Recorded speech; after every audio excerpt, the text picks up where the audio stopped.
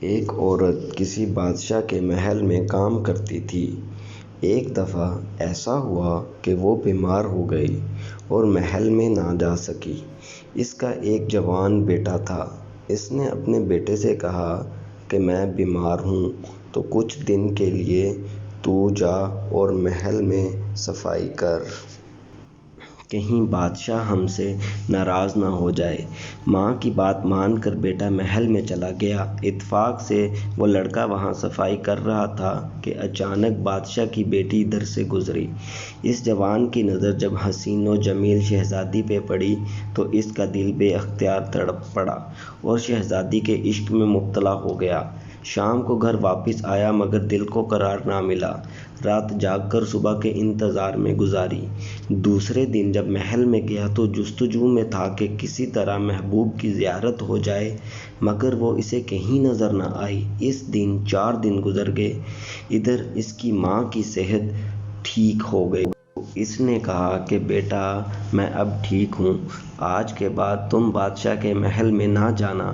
عشق کی جو چوٹ اسے لگی تھی اسے ایک پل قرار نہ آنے دیتی۔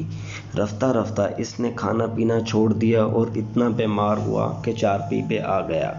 ماں نے اسے پوچھا کہ تجھے کیا ہو گیا جس نے تیری یہ حالت کر دی؟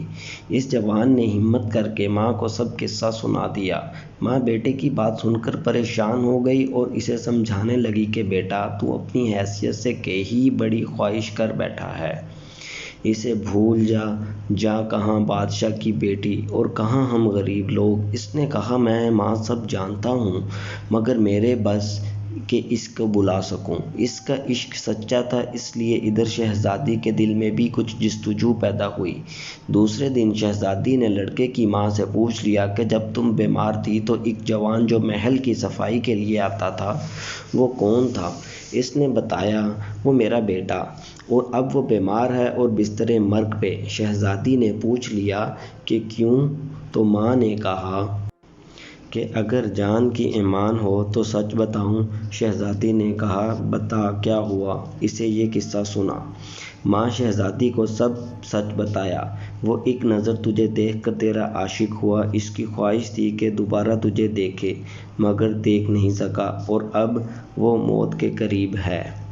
شہزادی نے ساری بات سنی اور کہا کہ میں چاہوں بھی تو اسے مل نہیں سکتی، ہاں اتنا کر سکتی ہوں کہ اسے جا کے اپنا بھیس بدل اور شہر کے دروازے پہ جا کے بیٹھ جا، کسی سے بات نہ کر، کوئی کھانے کو دے تو کھا لے ورنہ بھوکا پیاسا بیٹھا رہ، کسی سے کچھ طلب نہ کر۔ لوگ سمجھیں گے کہ کوئی فقیر ہے، اللہ والا ہے۔ کچھ دنوں میں جب اس کا چرچا ہو جائے گا، لوگ اس کی زیارت کو جائیں گے تو میں بھی اپنے باپ کو کہوں گی کہ شہر کے باہر کوئی فقیر آیا ہے، مجھے اس کی زیارت کے لیے جانے دیں۔ اس طرح وہ مجھے ایک بار دیکھ لے گا اور شاید قرار مل جائے اور تیرا بیٹا ٹھیک ہو جائے۔ میں بس یہ کر سکتی ہوں اور کچھ میرے بھی بس میں نہیں۔ اس کی ماں نے ایسا ہی کیا کہ اس کے بیٹے نے فقیروں کا بھیس بدلا اور شہر کے باہر جا کر بیٹھ گیا۔ چند دنوں میں شہر میں چرچا ہوا کہ کوئی اللہ کا بندہ شہر سے باہر آیا بیٹھا ہے۔ لوگ اس کی زیارت کو آنے لگے۔ جب محل تک خبر پہنچی تو شہزادی نے بھی اپنے باپ سے عرض کر دی کہ کوئی اللہ والا مجھے اس کی زیارت کو جانے کی اجازت دے۔ بادشاہ نے یہ سن کر خوشی سے اجازت دے دی کہ کل صبح چلی جانا۔ ادھر شہزادی کو اجازت ملی اور ادھر عاشق کے دل میں یہ خیال گزرا کہ ایک میں نے تو جھوٹا بھیس بنایا ہے اللہ والوں کا اور اتنی عزت اور اتنی نعمتیں مل رہی ہیں، لوگ ادب میں سامنے کھڑے ہیں، جو لوگ سچ میں اللہ کے فقیر ہو جاتے ہیں ان کو کیا مقام ملتا ہوگا۔ بس اس نے یہ سوچا اور اس رات دل سے اللہ کی عبادت کی۔ اللہ پاک نے اس کی آنکھوں میں اپنی معرفت کے نور سے سیراب کر دیا۔ صبح تک اس کی دنیا بدل چکی تھی۔ شہزادی جب صبح اس کی زیارت کو پہنچی، اس کے سامنے آ کر بیٹھ گئی تو اس نے نگاہ اٹھا کر بھی نہ دیکھا۔ وہ بہت حیران ہوئی اور اس سے پوچھا تو دیکھتا کیوں نہیں؟ اس جوان نے کہا تجھے کیا دیکھوں، تیرا حسن نجاستوں سے بھرا ہے، میرے سامنے جنت کی وہ حوریں بیٹھی ہیں اس دنیا میں جن کی کوئی مثال نہیں، جو نجاستوں اور کثافتوں سے پاک ہیں۔ ان کا حسن دنیا کو روشن کر رہا ہے۔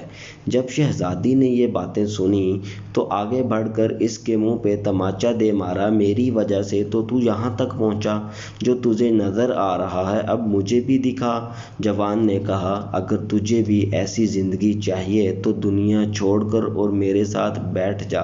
اس شہزادی نے بھی دنیا ترک کی، وہ عارف بن گئی کہ وہ عارفہ بن گئی۔ عشق حقیقی کی حقدار بس ذات خدا ہے۔